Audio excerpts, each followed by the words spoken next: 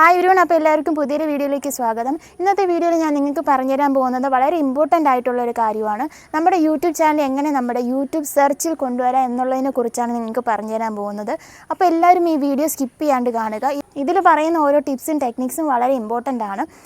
ഞാനിനി നിങ്ങളുടെ മൊബൈൽ സ്ക്രീനിലേക്കാണ് കൊണ്ടുപോകാൻ പോകുന്നത്. അപ്പോൾ ചാനൽ സെർച്ചിൽ കൊണ്ടുവരാൻ വേണ്ടിയിട്ട് നമുക്ക് എന്തൊക്കെ ചെയ്യാം എന്നുള്ളതിനെപ്പറ്റി നമുക്ക് നോക്കാം. മിനിമം ഒരു 3 വീഡിയോസെങ്കിലും ഇട്ടാൽ മാത്രമേ നമ്മുടെ ചാനൽ സെർച്ചിൽ വരത്തുള്ളൂ. അതാണ് ഫസ്റ്റ് പോയിൻ്റ്.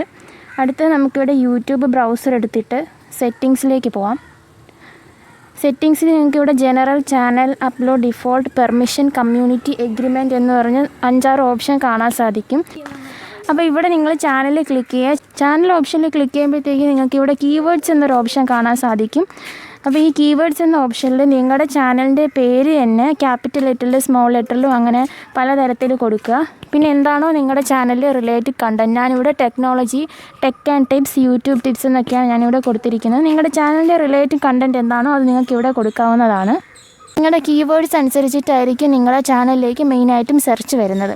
അപ്പോൾ കീവേഡ്സ് എന്താണോ അത് നിങ്ങൾ കറക്റ്റായിട്ട് കൊടുക്കുക. ഓക്കെ, അപ്പോൾ ഇതാണ് നമ്മുടെ രണ്ടാമത്തെ പോയിൻറ്റ്.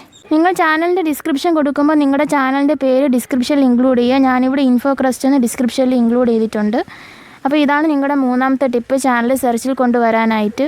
അപ്പോൾ ഈ വീഡിയോ എല്ലാവർക്കും ഹെൽപ്ഫുൾ ആയിരുന്നു എന്ന് വിശ്വസിക്കുന്നു. അപ്പോൾ ഇതുപോലുള്ള ടിപ്സും ടെക്നിക്സുമായിട്ട് ഇനിയും ഇൻഫോക്രസ്റ്റ് ചാനൽ വരുന്നതായിരിക്കും. അപ്പോൾ എല്ലാവരും ഈ ചാനൽ ആദ്യമായിട്ടാണ് കാണുന്നതെങ്കിൽ സബ്സ്ക്രൈബ് ചെയ്യുക. ഒപ്പം സൈഡിലുള്ള ബെൽ ഐക്കണും കൂടി പ്രസ് ചെയ്യുക. അപ്പോൾ ഞാൻ ചെയ്യുന്ന എല്ലാ വീഡിയോസിൻ്റെയും നോട്ടിഫിക്കേഷൻസ് നിങ്ങൾക്ക് ആദ്യം തന്നെ വരുന്നതായിരിക്കും. അടുത്ത വീഡിയോയിൽ കാണുന്നത് വരെ ബൈ.